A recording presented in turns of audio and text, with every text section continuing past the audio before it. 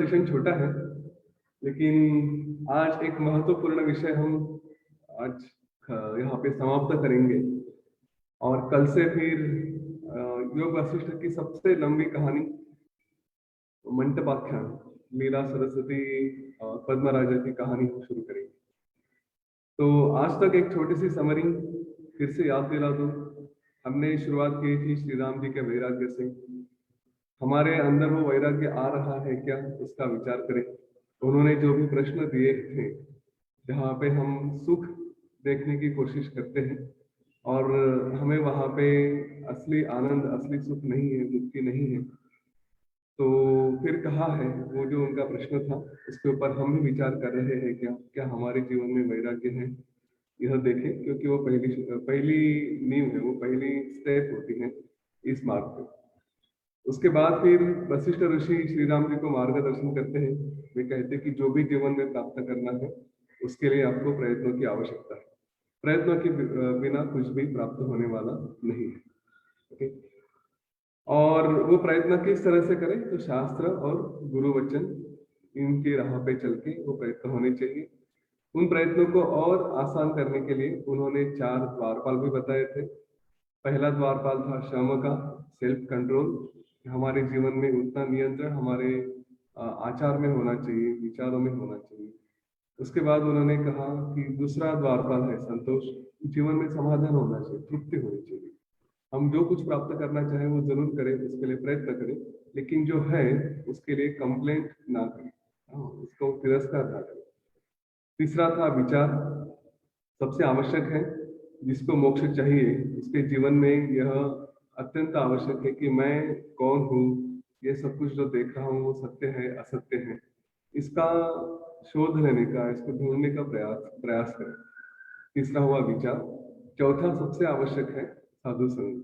जीवन में साधु संग, अच्छी कंपनी, अच्छे लोग होना आवश्यक है। हम ध्यान करेंगे, विचार करेंगे, पढ़ाई करेंगे, जो भी है वो थोड़ी समय के लिए होता है, लेकिन हमारे ऊपर जो प्रभाव पड़ता है वो हमारे सगे संबंधियों का, हमारे साथ जो लोग रहते हैं उनका ज्यादा पड़ता है। तो प्रयत्न यही करें कि हमारे जीवन में ऐसे लोग रहे, ऐसे मित्र रहे कि जो हमारा गोल है उसके लाइन में, उसी के उद्देश्य से पूरा करने के लिए हमारा साथ है।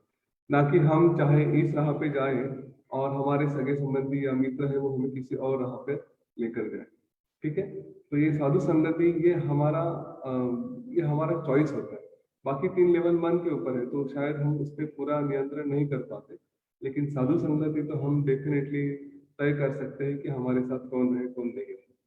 तो ये अपना मित्र परिवार जो चुनना है वो हमारा चॉइस होता है, उसको चुनना। फिर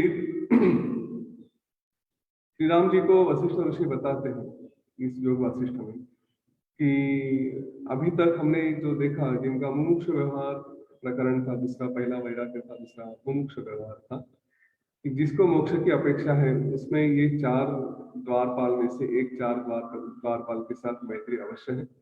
और उसके बाद हम उत्पत्ति प्रकरण की तरफ जाते, जहाँ पे हम समझते हैं कि ये सारा क्रिएशन कैसे हुआ। हम जिसको सत्य मान रहे हैं, क्या वो सचमुच सत्य है? और श्री राम जी पूछते हैं कि अगर ऐसा है तो मुझे बताइए। फिर ये आप जो बार बार कहते हैं कि सब कुछ मन का क्रिएशन है, तो मन कहाँ से आया? तो उनके उसके उत्तर में वे बताते हैं कि चलो पहले हम ये सारा जो देख रहे हैं, ये दृश्य देख रहे हैं, वो कहाँ से आया देखते हैं। और यहाँ पे उन्होंने बड़ी सुंदरता से हमारे अस्तित्व के बारे में बताया। आज कल तक हमने देखा था कि हमारा सूक्ष्म अस्तित्व कैसे होता है। ये जो पर ब्रह्म है, जब सब कुछ खत्म हो चुका होता है, जब कुछ भी नहीं रहता, उस वक्त ये आकाश की संकल्पना भी नहीं रहती। ठीक है, आकाश होगा लेकिन संकल्पना नहीं होती, कहीं पे कुछ नहीं होता। तो ये पर ब्रह्म अपने आप को अलग समझता है कि मैं कुछ तो हूँ, और वहां से वो अपने बारे में सोचना शुरू करता है। तो जो कुछ तो हूँ जब हम कहते हैं ना, तो यहाँ पे जब मैं आया तो कोई दूसरा भी आता है।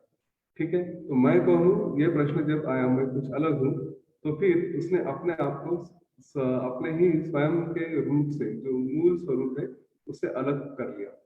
अलग करने के बाद फिर प्रश्न आ गया कि मैं कौन हूँ, और अपना मैं आगे कुछ हूँ या मैं अपने लिए कुछ सृष्टि की निर्मिति करूं, यह संकल्प से जब अपने आप को अलग करना शुरू करता है तो उसमें वो मनोभाव आता है कि कुछ तो होना चाहिए, कुछ करना चाहिए। और जब कुछ करना है तो हमें पहले आवश्यकता पड़ती है आकाश की, आकाश तत्व की, स्पेस की। तो फिर वो आकाश तत्व निर्माण होता है। उसके बाद फिर अहंकार आता है कि नहीं ये मेरा है, और जब ये मेरा है तो उसके साथ अहंकार आता है। और फिर जब कुछ करना है तो उसके लिए काल आता है।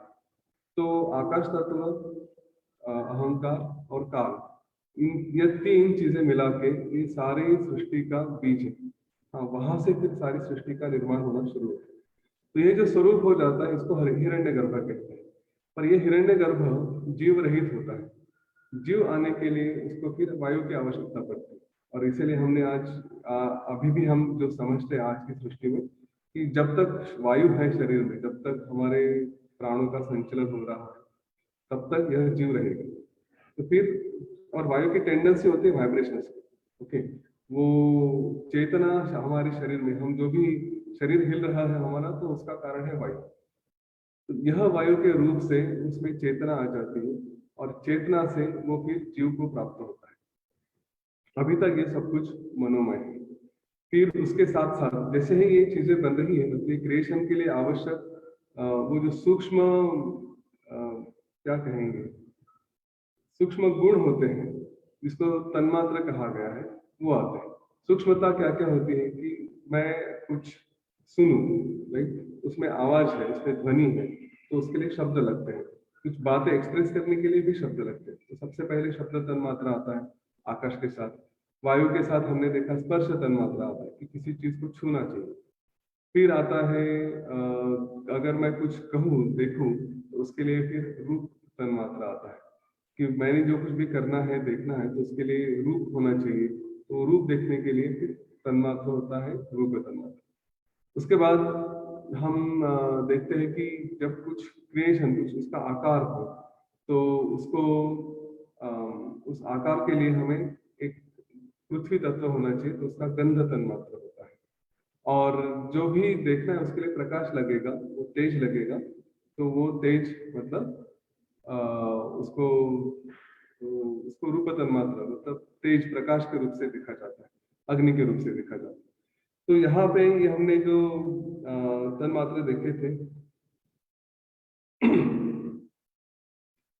शब्द तन्मात्र, रूप तन्मात्र, स्पर्श तन्मात्र, उसके बाद गंध तन्मात्र, ठीक है। और जल, जो भी हम चखेंगे कुछ भी आएगा तो रस तन्मात्र, ऐसे 5 तरह के तन्मात्र। और इसके बाद फिर इनका मैं आज बताऊंगा कि इनका हमारे जो इंद्रिय है उनसे भी कैसा संबंध आता है। तो इस समय तक ये सारा मनोमय था। और यह मनोमयधारी जीव, जो जिसमें कुछ भी शरीर का मतलब जो फिजिकल फॉर्म है वो अभी तक नहीं किया है, केवल मन ही मन में अपने रूप में वहां पे अस्तित्व में रहता है। और इसको हम कहेंगे कि ये एक समष्टि कहा जाता है। अगर आपने अध्यात्म में कुछ कभी सुना होगा तो समष्टि और व्यष्टि ऐसे 2 शब्द बार बार आते हैं। समष्टि मतलब क्या कि पूरा क्रिएशन जो है, ठीक है, उसको समष्टि कहते हैं। व्यष्टि मतलब एक इंडिविजुअलाइज्ड कॉन्शियसनेस कहेंगे, मैं हूँ, आप हो, एक एक हम अलग है ना, तो हम सब लोग व्यष्टि रूप से होते हैं, इंडिविजुअल होते हैं, ठीक है। और जो ब्रह्मा है वो समष्टि। हम क्रिएशन के बारे में और थोड़ा थोड़ा पढ़ेंगे। आज से आपको काफी संयम रखना पड़ेगा, क्योंकि ये सारी कंसेप्ट एक से एक जुड़ी हुई होती है, उनको एक एक करके ये जो क्या कहेंगे गुत्थी होती है उसको खोलना पड़ेगा धीरे धीरे धीरे धीरे। तो हम उसको खोलना शुरू करते हैं। तो ये जो ब्रह्मदेव है, सो कॉल्ड ब्रह्मदेव, जो अभी मनोमय है इस समय, उसको फिर लगता है कि नहीं मेरा शरीर भी होना चाहिए। और शरीर है क्योंकि मैं तो सब हूँ, केवल मन ही मन में हूँ, तो कुछ तो रूप कहीं किसी को देखना है तो कैसे रहेगा मेरा रूप। तो अपने रूप को फिर वो इमेजिन करना शुरू करते हैं। तो उस रूप के लिए पहले जो अभी तक पूरा सूक्ष्म था, केवल मनोमय था, तो उसको कुछ तो फिजिकल फॉर्म आने के लिए एक उसको क्यों कहेंगे इंस्टेंसिएशन होना आवश्यक है। तो सॉफ्टवेयर में है उनके लिए थोड़ा बता दूं कि आप वो जो हायरार्की मॉडल होता है ना सॉफ्टवेयर में, उसको क्या कहते हैं, अभी तो सारी टर्म भूलते जा रहा हूँ, लेकिन डेरिवेशन उसमें डिराइव करते हैं हम लोग। एक मेजर क्लास होता है उसके ऊपर डिराइव करते करते जाते हैं, उस तरह के जो सॉफ्टवेयर में नहीं है वो छोड़ दो। तो यहाँ पे उसने जो परब्रह्म है वो उसका मूल स्वरूप, उसके बाद फिर हमने देखा समष्टि ब्रह्मदेव ने अपना मन का स्वरूप लिया, उसके बाद फिर अभी अपने आप को कुछ समझते हैं शरीर का रूप होना चाहिए, तो वहां से शुरुआत करते हैं। पहले अपने आप को अपना ही मूल स्वरूप छोड़ के, अपना ही सूक्ष्म स्वरूप छोड़ के अपने आप को अभी इसको स्थूल कहता है फिजिकल फॉर्म में आना शुरू करते हैं। सबसे पहला फॉर्म होता है अणुरूप का। जैसे चिंगारी होती है कि जो एकदम सूक्ष्म होती है, वैसे ही अणुरूप अपने आप को धारण करना शुरू करता है कि मैं अणुरूप हूँ। और अणुरूप समझने के बाद कुछ समय उस अवस्था में रहने के बाद फिर मुझे कुछ तो जगह चाहिए, कोई स्पेस चाहिए, कोई रूप चाहिए, यह कहे कि वो एक तारका के स्वरूप में, एक स्टार के स्वरूप में अपने आप को इमेजिन करता है। तो फिर यही जिसको हम चिदात्मा कहेंगे, वो अपने आप को तारका रूप में इमेजिन करना शुरू करता है, स्टार्स में होते। और उसके बाद फिर बाय द वे इसको क्रिएशन के हिसाब से भी देखें तो देख सकते हैं, जैसे कुछ था नहीं, फिर धीरे धीरे स्टार्स वगैरह आने शुरू हुए। हमने बिग बैंग थ्योरी में देखा था, स्टार्स आते हैं फिर उससे स्प्लिट होते जाते हैं, फिर क्रिएशन होता है। तो उसका ही थोड़ा सा स्वरूप यहाँ पे आज देख रहे हैं कि उस स्वरूप पे जाकर वो समझता है कि हाँ अभी मैं मुझे कुछ शरीर है, आकार है, और फिर वो आकार कैसे होने चाहिए, तो मेरी जो जो आवश्यकताएं होती है वो आवश्यकताएं पूरी करने वाला आकार। फिर उसके लिए इंद्रियों की जरूरत लगती है। अभी तक सूक्ष्म रूप था, अभी तक अणु रूप था, अभी तक तारका रूप है, लेकिन उसको कुछ भी देखने के लिए, सुनने के लिए कोई भी इंद्रिय नहीं था। फिर उसे इंद्रियों की आवश्यकता लगने लगती है। तो कहते हैं कि अभी मैं अपना स्वरूप थोड़ा और एक प्रॉपर ढंग से लेके आऊं। और इसीलिए यहाँ से जो अभी तक पूरी तरह से सूक्ष्म रूप था, अभी अपने आप को एक जीव के रूप में, एक शरीरधारी के रूप में देखना शुरू करता है। तो उसमें वासना होती है, वासना में देह आना शुरू होता है। फिर कहता है कि मैं कुछ देखूं, तो देखने के लिए मुझे क्या चाहिए, तो जो इंद्रिय चाहिए, जो दो गोल होते हैं, उनको भी आंखों के रूप से देखा जाता है। वो होता है, उसका मूल होता है रूप, तन्मात्र, तेज, प्रकाश, अग्नि तत्व। ठीक है, उससे वो अपने आप को देखना शुरू करता है। फिर कहता है कि देख तो रहा हूँ, फिर मैं कुछ सुनूं भी, मुझे कुछ सुनना भी है। तो सुनने के लिए फिर दो कानों की निर्मित होती है, और दो कानों के लिए उसके साथ अ, कान कान सुनने का जो कार्य करते हैं, तो वो होता है शब्द तन्मात्र। ठीक है, क्योंकि उसे सुनना है, और सुनना मतलब ध्वनि, ध्वनि मतलब शब्द, शब्द तन्मात्र। तो वहां पे शब्द आकाश तत्व से वो जुड़ जाता है।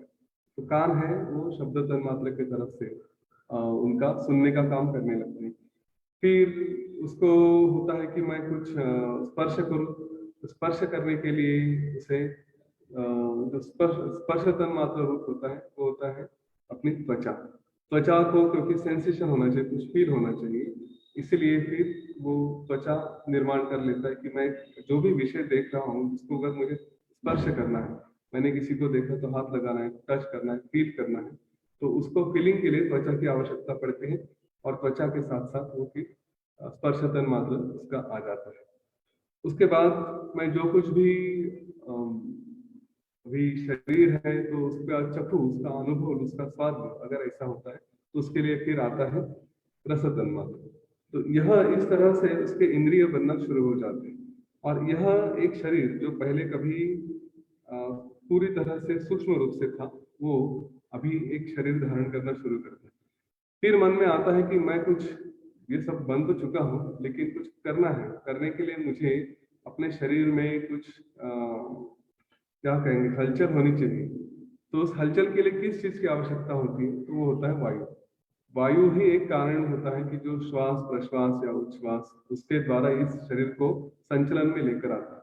तो फिर वो संचलन करेगा तो क्या करेगा, किस तरह के संचलन करेगा, तो उसके लिए फिर उसे कर्मेंद्रियों की आवश्यकता पड़ती है।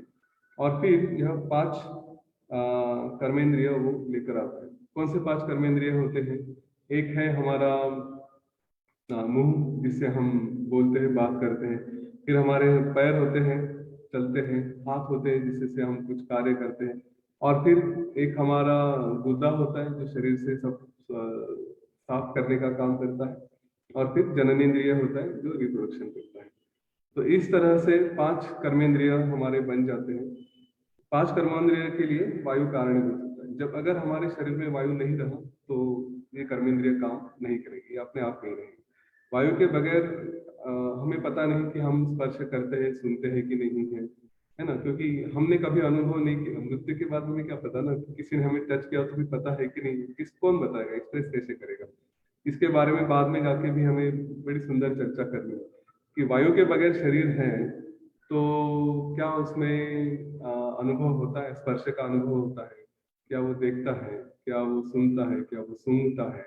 हाँ, नाक भी उसमें जैसे कहा है गंध तन मात्र, कुछ स्मेल करना है तो उसके लिए नाक की आवश्यकता होती है, तो गंध तन मात्र उसके रूप से वो सूंघने का भी अनुभव करता है। यह 5 तन मात्रों से यह शरीर बनना शुरू करता है। अब देखिए, ये जो जीवधारी स्थूल शरीर, जिसको स्थूल मतलब एक फिजिकल फॉर्म में आना शुरू होता है, जिसको कुछ एक्सप्रेस किया जा सकता है, वो असल में तो कुछ है नहीं। हमने पहले से ही देखा, जो एकदम सूक्ष्म था उसमें अपने आप का अणु रूप किया, अणु रूप से तारका रूप किया, तारका रूप से फिर यह एक एक इमेजिनेशन करते करते ये सब लिया। इसके लिए कहीं से भी कुछ आया नहीं, क्योंकि कुछ होने के लिए कुछ चाहिए था पहले, लेकिन कहीं कुछ था ही नहीं। तो ये सब केवल मनोमय होते जाता है, और इस बात को हमें ध्यान में रखना है कि सब कुछ मनोमय ही हो रहा है। अब यह प्रश्न आपको कल आना चाहिए था कि वास्तव में मैं इसकी अपेक्षा कर रहा था, लेकिन आज इसको पूछ लेता हूँ। कल हमने जब ये कहा था कि ब्रह्म में अपने आप से अलग होने की भावना होती है और वहां से ये सब शुरू होता है, तो प्रश्न आना चाहिए था कि ये भावना कितनी बार होती है ना। ब्रह्म तो हमेशा के लिए स्थित है, तो कितने फ्रिक्वेंटली होता है, हर 1 मिनट में होता है, हर 2 मिनट में होता है, कि कुछ समय के बाद होता है, क्या एक साथ फिर एक अस्तित्व आ गया तो दूसरा भी अस्तित्व आना शुरू होता है क्या? इस तरह के प्रश्न मन में आने चाहिए थे। ठीक है, इसके उत्तर मिलेंगे। अगर हमारे मन में नहीं आते तो श्री राम जी के ऊपर विश्वास रखें, वे एक भी प्रश्न छोड़ते नहीं है। तो ये प्रश्न आते हैं, आगे जाके भी हम इस पे विचार करेंगे। आप थोड़ा विचार करें कि क्या होता है। आज अगर हम साइंस के बारे में कुछ सुन रहे हैं, देख रहे हैं, तो क्या ऐसा होता है कि एक ही बार हो गया और फिर खत्म, या फिर बार बार होता है? कितने फ्रिक्वेंटली होता है, उसका कोई ड्यूरेशन है, कोई फ्रिक्वेंसी तय है कि हर 1 घंटे बाद होगा, 2 घंटे बाद होगा? इवन हर 1 घंटा 1-2 घंटा भी कोई कंसेप्ट होती है कि टाइम कैसे मेजर करें? हाँ, क्योंकि उस समय तो टाइम नाम की भी कोई कंसेप्ट नहीं थी। तो ये विचार आने चाहिए, उसमें उसमें अपने आप को थोड़ा सूक्ष्म लेके जाओ। देखिए, आध्यात्मिक ज्ञान ना ये सिर्फ अध्यात्म के लिए नहीं है। इस तरह से विचार करना शुरू करेंगे तो हमारी बुद्धि भी उतनी प्रगल्भ होती है कि जीवन में जब भी कुछ किसी सिचुएशन से डील करते हैं, कोई भी परिस्थिति को हम संभालते हैं, तो उस वक्त भी हमारी विचार करने की जो पद्धति होती है, जो तरीका होता है, वो उतना ही शार्प होता है, वो उतना ही सखोल जाके, उतना ही डीपली जाके विचार करना शुरू करते हैं। जो अच्छे से विचार कर सकते हैं वो अपने जीवन में अच्छे निर्णय भी ले सकते हैं, उनके निर्णय गलत नहीं होते सहसा। इस बात का ध्यान रखें। तो अपने आप को थोड़ा ये प्रश्न पूछने की आदत डालें। हुआ यह है कि हम बच्चे थे तो हम हर बारे में, हर चीज के बारे में प्रश्न पूछते थे। पंछी क्यों उड़ता है, पानी क्यों गिरता है, आसमान ऐसा क्यों है, वो ऐसा क्यों है, गाय क्यों है, बैल क्यों है, हर बात का हम प्रश्न करते थे। पता नहीं क्यों, लेकिन हमने वो प्रश्न पूछने की आदत छोड़ दी जैसे जैसे बड़े होते गए। श्री राम जी की वो आदत नहीं थी, और यह वैशिष्ट इसीलिए है योग वशिष्ठ का कि 16वें साल में बहुत प्रश्न होते हैं। ठीक है, अगर बूढ़े हो जाए तो फिर उतने प्रश्न नहीं आएंगे। अर्जुन ने उतने प्रश्न नहीं पूछे थे, उनकी उम्र उस वक्त करीब 80 साल की थी, श्री कृष्ण 86 साल के थे। उस वक्त उन्होंने उतने प्रश्न अर्जुन के नहीं आए थे जो अंदर से आने चाहिए थे। उनके प्रश्न सारी परिस्थिति के अनुसार आए थे, पर श्री राम जी के प्रश्न उस आयु में जो आने चाहिए थे वही बराबर उस वक्त आए।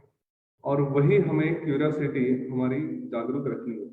तब जब ये क्यूरियोसिटी जागरूक रहेगी, जब हम वो अलर्टनेस रहेंगे, तो किसी भी स्थिति में पढ़ाई कर रहे हैं तो उतना डीप जाकर पूछेंगे ये क्यों है, वो क्यों है, और वही अपना नॉलेज बढ़ेगा। वही तभी आप जाके किसी अच्छी कॉम्पिटिटिव एग्जाम में क्वालिफाई कर पाते, वरना वो प्रश्न नहीं रहे तो फिर वो ज्ञान भी नहीं आएगा। वैसे बिजनेस में कुछ डील कर रहे तो पूछे, एक एक बार जाके अंदर में पूछे। एक मैं बिजनेस का सेमिनार अटेंड कर रहा था, और उसका एक छोटा सा रेफरेंस दे देता हूँ, हालांकि हम थोड़ा ओवर टाइम हो रहे हैं। अपने आर्ट ऑफ लिविंग के एक मेंटर है, बिजनेस के स्टार्टअप के। तो वो एक मीटिंग में थे जहाँ पे रिलायंस ग्रुप के एक बड़े डायरेक्टर बैठे थे। तो उन्होंने उस डायरेक्टर से पूछा कि अनिल अंबानी और मुकेश अंबानी में फर्क क्या है।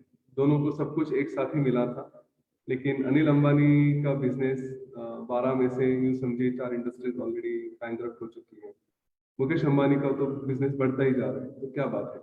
अनिल अंबानी तो काफी क्वालिफाइड है, कैम्ब्रिज से गोल्ड मेडलिस्ट है।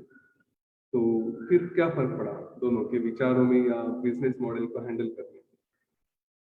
तो उन्होंने कहा कि बहुत साधारण सी बात है, अनिल अंबानी ये कैम्ब्रिज से पढ़े हैं और मुकेश अंबानी ये धीरू भाई अंबानी से पढ़े। ठीक है, उन्होंने सूक्ष्मता से ऑब्जर्व किया कि कैसे बिजनेस किया जाता है, क्या होता है। तो अगर आपको किसी को बिजनेस में स्टार्टअप में इंटरेस्ट है, मुझे लिखे, मैं बाद में आपको एक हमारे ही आर्ट ऑफ लिविंग के प्रोजेक्ट से जोड़ देता हूँ, जहाँ पे स्टार्टअप के बारे में बहुत अच्छा मार्गदर्शन किया जा रहा है। गुरुदेव का सपना है कि यहाँ काफी आगे बढ़े, उसके साथ में आपको जोड़ दूँ। बात यही है, प्रश्न सूक्ष्म प्रश्न आने चाहिए, विचार करना चाहिए। हम लोग विचार ही नहीं करते, छोड़ देते हैं, और फिर उसका परिणाम होता है कि ज्ञान भी उतना आता नहीं। जब विचार करेंगे तो ज्ञान ज्ञान ज्ञान आना शुरू होगा, विचार ही नहीं करेंगे, प्रश्न ही नहीं आएंगे, तो ज्ञान कहाँ से आता। ठीक है, तो यहाँ अभी तक हमने जो देखा पूरा मनोमय शरीर ही है। अब श्री राम जी ने बड़ा सुंदर प्रश्न किया कि अगर ऐसा है, अच्छा मैं पहले वो उस बात पर जाने से पहले इसको ये पोर्शन को कंप्लीट कर देता हूँ कि ये जो ब्रह्मा है, ब्रह्मदेव है, उन्होंने या इसको हिरण्यगर्भ है, उन्होंने अपने इस रूप को देखा और अपने इस रूप को, शरीर के रूप को देख के फिर उन्होंने सृष्टि की निर्मित शुरू कर दी। तो यह जो समष्टि थी, अभी उन्होंने एक एक जीव बनाने शुरू कर दी। वह हमने ब्रह्मा के बारे में जो जो भी उनके अलग अलग रूप सुने हैं वो सारे पॉसिबल है। कभी हमने देखा है कि यह सारा जगत आपो नारायण मतलब पूरा पानी, आप मतलब पानी, तो पानी से भरा हुआ ये नारायण विष्णु जो भगवान कहते हैं, जिनसे ब्रह्मा की निर्मित होती है, ऐसा कहा था। तो वो अपने आप को एक पानी के अंदर समझते कि मैं जल रूप में हूँ वहां पे। कभी समझते कि जो एक सोने के जैसा अंडा होता है, जिसको हिरण्य गर्भ कहा जाता है, हिरण्य मतलब सोना, तो हिरण्य के जैसा, सोने के जैसा अंडा होता है, उसके बीच स्थित है। कभी अपने आप को चतुर्मुख, 4 मुख वाला ब्रह्मा समझते हैं। अब ये सारे रूप और भी कुछ ब्रह्मदेव के रूप होंगे, वो हर समय अलग अलग हो सकते हैं। ठीक है, तो इसलिए आपके एक प्रश्न का अगर मन में आया होगा, तो एक साथ कई ब्रह्मांड भी हो सकते हैं, कई अलग अलग तरह के ब्रह्मा भी हो सकते हैं। ये क्रिएशन चलते रहता है, उसको कोई अंत नहीं होता। ओके, और फिर ये अपने अपने तरह से सृष्टि निर्माण करना शुरू करते हैं। तो पहले वो अपना आकाश करते हैं कि मैं कुछ हूँ, तो मुझे जगह चाहिए, तो मेरे आकाश में फिर ये सृष्टि निर्माण होगी, ये अलग अलग जीव निर्माण होगी। श्री राम जी ने प्रश्न पूछा, देखो श्री राम जी ने पॉइंट नहीं छोड़ते। उन्होंने कहा कि हम मुक्ति की बात कर रहे हैं, आपने कहा कि हम सब लोग फिर व्यष्टि रूप हैं, हर एक अलग अलग जीव हैं, सेपरेट है, और वो ब्रह्मा एक कॉमन जीव है जिससे हम सब आए हैं। तो अगर मैं, मुक्ति मुझे मिल गई क्योंकि मैं तो उसका ही एक रूप हूँ, तो और हम सब वही समष्टि रूप हैं, हम सभी वो ब्रह्मा के रूप हैं। तो अगर मुझे मुक्ति मिल गई तो सभी को मुक्ति मिल जानी चाहिए, स्वाभाविक है ना। तो फिर इतने सारे लोगों को, जो 700 करोड़ लोग हैं, उनको कोशिश करने की जरूरत नहीं। गुरुदेव को मुक्ति मिल गई, सबको मुक्ति मिल गई, खत्म। फिर क्यों हम इतना प्रयत्न करें ना, किसी एक के ऊपर छोड़ दें। तो कहते कि ऐसा नहीं है। यहाँ पे आपकी संकल्प शक्ति, जो ब्रह्मा की संकल्प शक्ति है, जिसने यह क्रिएशन किया, जिसने संकल्प लिया कि ऐसा हो वैसा हो वैसा हो, वो शक्ति उसने सबको दे दी। और उसने कहा कि जैसा तुम चाहोगे वैसा प्राप्त होगा। यहीं पे वो प्रयत्न, वहीं पे हम जो चाहते, जो हमें मिलना है, वो बात यहाँ पे आ जाती है। उसने उस समय, क्रिएशन के समय ही हमें शक्ति दे दी। हम थोड़ा पीछे जाके देखें कि हम जो चाहते हैं वो कैसे हमें मिल सकता है, हम जो प्रयत्न करेंगे वो हमें कैसे प्राप्त हो सकता है। तो ब्रह्मा ने इस समय हमको शक्ति दे दी थी। जैसे मेरी संकल्प शक्ति है, वैसी तुम्हारी संकल्प शक्ति रहेगी। तुम जो चाहोगे वो तुम्हें प्राप्त होगा। तुमने मुक्ति चाहे, मुक्ति मिलेगी। तुमने चाहा विजय प्राप्त करना है, विजय प्राप्त करोगे। तुम्हें भोग चाहिए, भोग मिलेंगे। जो चाहिए वो मिलेगा। इसलिए हमें वो पूरा फ्रीडम दे चुके हैं। अब उसमें हमें क्या चाहना है, क्या नहीं चाहना है, ये हमारे हाथ में। कैसे प्रयत्न करने हैं, ये हमारे हाथ में। प्रयत्नों की आवश्यकता होगी, बिना प्रयत्न के होगी। केवल मन में संकल्प किया तो क्या कहेंगे, पूरी तरह से होगा ऐसा नहीं। संकल्प आपके लिए रिसोर्सेस लेके आएगा। मन में संकल्प किया मुझे योग वासिष्ठ पढ़ना है, तो योग वासिष्ठ के नॉलेज सेशन कहीं ना कहीं मिल जाएंगे, किताबें कहीं ना कहीं अपने आप पहुंच जाएगी, ये होगा ही होगा। लेकिन उसको पूरा करने के लिए, आगे लेकर जाने के लिए आपको प्रयत्न करने पड़ेंगे। सामने पुस्तक आ गई तो पढ़ने का प्रयत्न आपको करना ही पड़ेगा। कहीं ना कहीं पता चल जाएगा पुस्तक आ रही है तो उसको पैसे देने पड़ेंगे, उसके लिए पुस्तक मंगवानी पड़ेगी और पढ़ना पड़ेगा, ये आपका काम है। लेकिन उसका जो साक्षात्कार है, वो जो रिसोर्सेस आपके पास आने हैं, वो आने ही आने। यहाँ पे अ, हमने ये सब कुछ देखा, लेकिन अ, अभी भी सब कुछ फिर भी कुछ नहीं है। हाँ, ये सब शरीर निर्माण हुआ, सब कुछ हुआ, वास्तव में कुछ भी निर्माण नहीं हुआ। एक छोटा सा प्रश्न आता है, फिर वहां पे रुक जाते हैं। कहते कि ब्रह्मा ने ये सब निर्माण किया तो कैसे किया? क्या उनको कोई पूर्व अनुभव था? तो अगर पूर्व अनुभव नहीं था, कोई एक्सपीरियंस नहीं है, तो फिर किस बेसिस पे करते हैं? तो कहते कि नहीं, यहाँ पे क्योंकि ब्रह्मा भी जब सब समाप्त हो जाता है तो उसके बाद ब्रह्मा को भी मुक्ति मिल जाती, वो वहां पे नहीं रहते। जब वो नहीं रहेंगे तो जो भी जीव अपने आप को बाद में ब्रह्मा समझता है, वह जीव अपने आप से जब कोई निर्मित करता है तो उसको कोई अनुभव नहीं होता, और जब वो निर्माण करता है तो एक स्वप्न जैसा, और यह कहते हैं कि अचानक से भ्रम हो गया, उस तरह से उसने इस विश्व की निर्मित कर दी है। कभी प्रश्न आएगा फिर वेदों का क्या? वेदों के बारे में भी हमने पढ़ा है, तो वेद भी वो ब्रह्मा की ही निर्मित है। जब ब्रह्मा आते हैं तो उन वेदों की लेके आते हैं। अगर हमारे टेक्निकल लैंग्वेज में कहा जाए तो हम पहले यूजर मैनुअल लिखते हैं, उसके बाद फिर प्रोडक्ट का शुरू करते हैं। ठीक है, एटलीस्ट कुछ नहीं तो रिक्वायरमेंट्स, डिजाइन, डिस्क्रिप्शन तो लिखा ही जाता है। तो कोई चीज कैसे बने ये पहले लिखा जाता है, तो वैसे ही वेद पहले बने कि ये सृष्टि की निर्मित ऐसे हो, इस तरह से सृष्टि का संचलन हो। इसलिए वो साथ में वेद लेके आते हैं, वो पहले लिखे जाते हैं, या कहते हैं वेद तो लिखे नहीं, वो क्रिएशन से आते हैं, ऐसा कहा। और उसके बाद ये सारी सारी सृष्टि हम देखते हैं। कल से हम देखेंगे कि यह सब क्रिएशन कैसे होता है, जीव रूप जो देखा, फिर अलग अलग जो कैसे बनते हैं, वही जीव अपने आप को फिर से कैसे बनाते हैं, ये सारा स्वरूप हम कल देखेंगे। लीला और पद्मा राजा की कहानी, और फिर उसके साथ सरस्वती देवी का अनुग्रह उन पे कैसे होता है। आज यहाँ पे रुकेंगे, ऑलरेडी मैं 10 मिनट लेट हो चुका हूँ। जय गुरुदेव।